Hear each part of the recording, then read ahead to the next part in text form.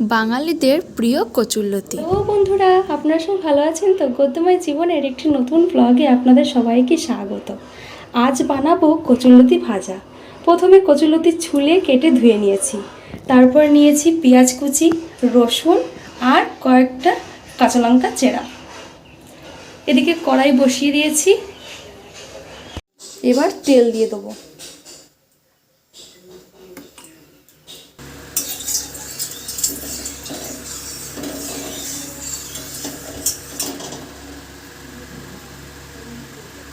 তেল গরম হয়ে গেছে, সর্ষে ফোড়ন দিয়ে দেবো।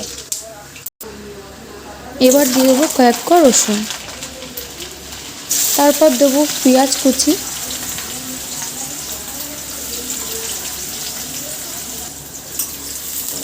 দিয়ে একটু নেড়ে চেড়ে নেবো।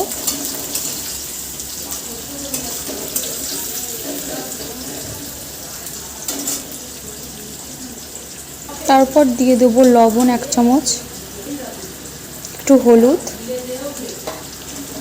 দিয়ে আবারও নেড়ে চেড়ে নেব।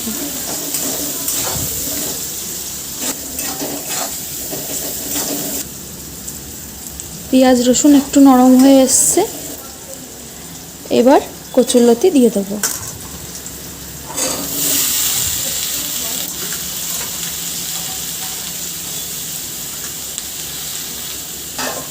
তারপর দেব কাঁচা লঙ্কা চেরা, দিয়ে এবার ভালো করে নেড়ে চেড়ে নেব।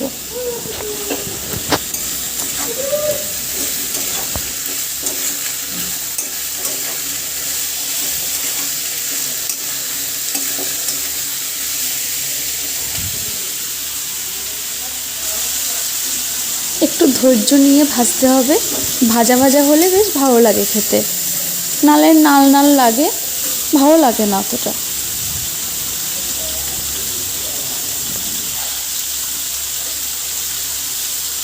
অল্প উপকরণেই এই কচুরলতি রেসিপিটি রান্না করা যায় এবং খেতেও ভালো লাগে, বেশ ভালোই লাগে। এতে চিংড়ি মাছ, কাঁঠালের দানাও দেওয়া যায়। আমার কাছে নেই আপাতত, তার জন্য পেঁয়াজ রসুন দিয়েই করছি। এটা দিয়েও ভালো লাগে। আপনাদের যদি কাছে থাকে চিংড়ি মাছ বা কাঁঠালের দানা দিয়েও করতে পারেন, দারুণ লাগে।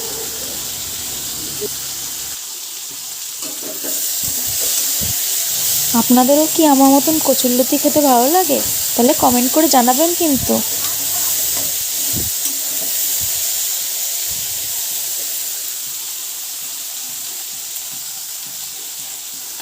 গ্যাসের ফ্লেমটা মিডিয়াম রেখে আস্তে আস্তে করে ভেজে নিতে হবে, তাহলে ভেতর থেকে বাইরে অবধি লাল লাল হবে। নালে জোরে দিয়ে ভাজলে হবে কি, গলে যাবে।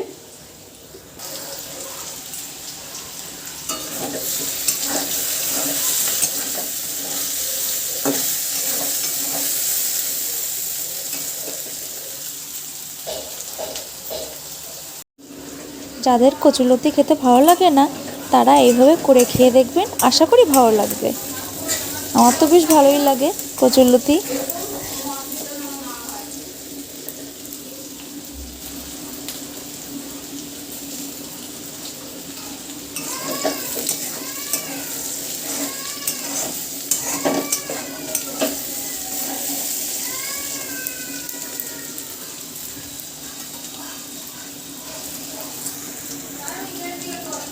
এই যে কচুরলতি ভাজা হয়ে গেছে লাল লাল, এবার একটা পাত্রে তুলে নেব।